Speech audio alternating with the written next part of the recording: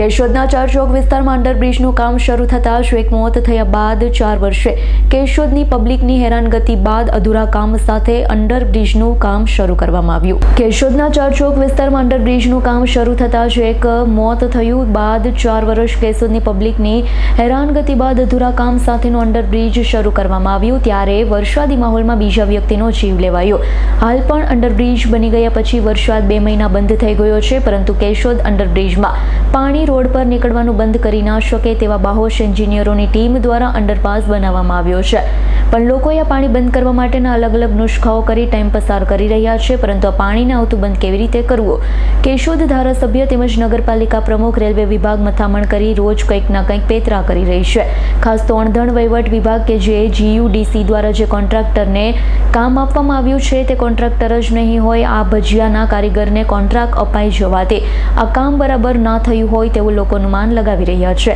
કેશોદની કમલમ સુધી બધા જ મહેનત કરી રહ્યા છે, પણ પાણી તો બંધ નથી કરી શકતા। બોલો, એક ઘટના આજે માંગરોળ રોડ પરથી કોનકટીરીનો મોટો ગોળ અંડર ઘૂસી જતા ઉપરનો ગટર પડતા બીજા રોડ પર બેંકનું પેમેન્ટ લઈને જતી ગાડી પર પડતા કોઈ જાનહાનિ ટળી હતી, પરંતુ આવી ઘટના રોજ અંડરપાસમાંથી નીકળતા વાહનો સ્લીપ થવાની ઘટના બને છે। ત્યારે હાલ તો લોકો દ્વારા જાણવા મળી રહ્યું છે કે ઘોડા છૂટી ગયા બાદ તબેલામાં તાળું મારવા જેવી વાત છે।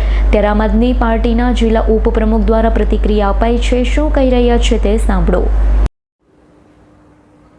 આમ આદમી પાર્ટી જૂનાગઢ જિલ્લા ઉપપ્રમુખ મહેશભાઈ મકવાણા કેશોદમાં જ્યારથી અંડરબ્રિજ બનવાનું ચાલુ થયું ત્યારથી શરત હતી કે 11 મહિનાના કોન્ટ્રાક્ટ દ્વારા અંડરબ્રિજ બનાવવું, પરંતુ GUDC મારફતે આ શરતનું ક્યાંય પાલન થયું નહીં અને કેશોદના અંડરબ્રિજને બનતા આજ 3.5-4 વર્ષ બાદ કેશોદનું અંડરબ્રિજ ખુલ્લું મૂકવામાં આવ્યું।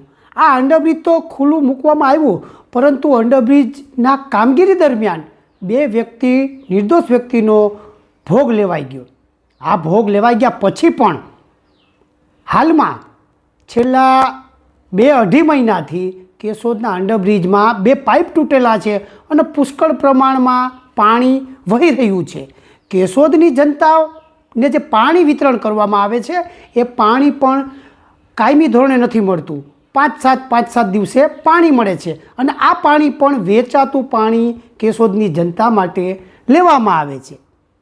હવે આ 2 જે પાઇપ તૂટી ગયા છે એમાં 2.5 મહિનાથી આ વેચાતું પાણી સતત ને સતત વહી રહ્યું છે। કેશોદનું અંડરબ્રિજ બનાવ્યું ત્યારે આ અંડરબ્રિજ GUDCને આપવામાં આવ્યું હતું, પણ GUDCએ આ એવા પેટા કોન્ટ્રાક્ટરને કામ આપ્યું કે જે જાણે કેમ અંડરબ્રિજનો કારીગર ન હોય કે કોઈ કોન્ટ્રાક્ટર ન હોય, એન્જિનિયર ન હોય, પરંતુ ભજીયાનો કારીગર હોય એવી રીતે આનું કામ કરવામાં આવે છે। આ પાણી સતત જે અંડરબ્રિજમાંથી વહેતું રહે છે તેને કોઈ બંધ કરાવી શકતું નથી।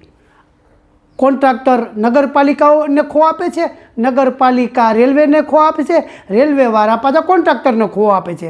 આ કામગીરી કોણે કરવી એની ચકાસણી કરવા પણ કેશોદના ધારાસભ્ય શ્રી દેવાભાઈ માલમ, કેશોદ નગરપાલિકા પ્રમુખ મેહુલભાઈ ગોંડલિયા અને કોન્ટ્રાક્ટર તેમજ રેલવેના અધિકારીઓ ટૂંક સમય પહેલાં જ આનું નિરીક્ષણ કર્યું કે ભાઈ પાણીને કેમ બંધ કરવું, પરંતુ આ પાણી મારા ખ્યાલથી લગભગ આ દુનિયામાં તો લગભગ 7 જ અજાયબી છે, પણ આ કેશોદનું અંડરબ્રિજ એક 8મી અજાયબી સાબિત થયું છે। આ પાણી કોઈથી બંધ થઈ શકતું નથી, માટે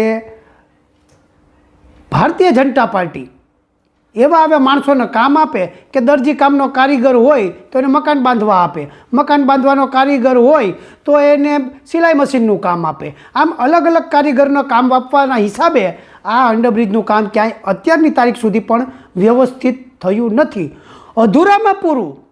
આજ એ કામગીરી તો પૂર્ણ થઈ શકી જ નથી, આ લોકોની નામોશી છે જ આ કામને લઈને, પરંતુ અધૂરામાં પૂરું અંડરબ્રિજ અધૂરું બન્યા પછી પણ ખુલ્લું મૂકી દેવામાં આવ્યું અને આ અંડરબ્રિજના 2 છેડે ગટર મૂકવામાં આવ્યા। આ ગટર એવા ભારી અને હેવી કક્ષાના છે કે જો કોઈ ઉપર પડે તો એનું મૃત્યુ થાય। આજની તારીખે આ અંડરબ્રિજનું જે ગટર છે તે ગટર જે SBI બેંક પાસે આવેલું છે ત્યાંથી માંગરોળ રોડ ઉપરથી એક કોન્ટ્રાક્ટ કામનું મિલર પસાર થઈ રહ્યું હતું. એને એમ લાગ્યું કે અંડરબ્રિજમાંથી હું નીકળી જાય, પણ જબરજસ્તીથી અંડરબ્રિજમાંથી કાઢતા આ ઉપરનું જે ગડર હતું ફૂલ હેવી વજનવાળું, એ ગડર કોઈ બેંકની ગાડી હતી એના ઉપર પડ્યું.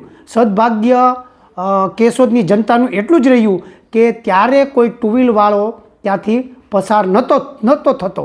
જો ટુ વ્હીલવાળો કોઈ પસાર થયો હોત અને આ ગડર એની ઉપર પડ્યું હોત તો 100% નહીં પણ 500% એનું મૃત્યુ થાત. તો આની જવાબદારી કોણ લેત?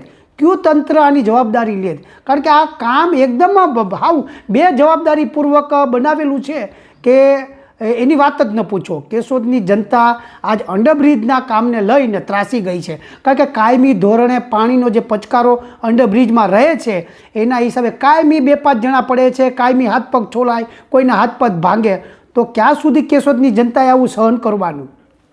સામાન્ય જનતાનો એક જ અવાજ છે કે ભાઈ શાસક પક્ષથી 25 કરોડ રૂપિયા બરબાદ કર્યા છતાં, જનતાના ટેક્સના 25 કરોડ બરબાદ કર્યા છતાં જો હવે આને વ્યવસ્થિત રીતે ચાલુ ન કરી શકતા હોય નીતિ નિયમ અનુસાર તો આને બુરી દેવામાં આવી એવી લોક જનતાની માંગણી છે. જય હિન્દ, જય ભારત. રાવલિયા મધુનો રિપોર્ટ, આજ9 ન્યૂઝ, જૂનાગઢ. અમારી તમામ માહિતીથી અપડેટ રહેવા માટે જોડાયેલા રહો S9 ન્યૂઝ સાથે.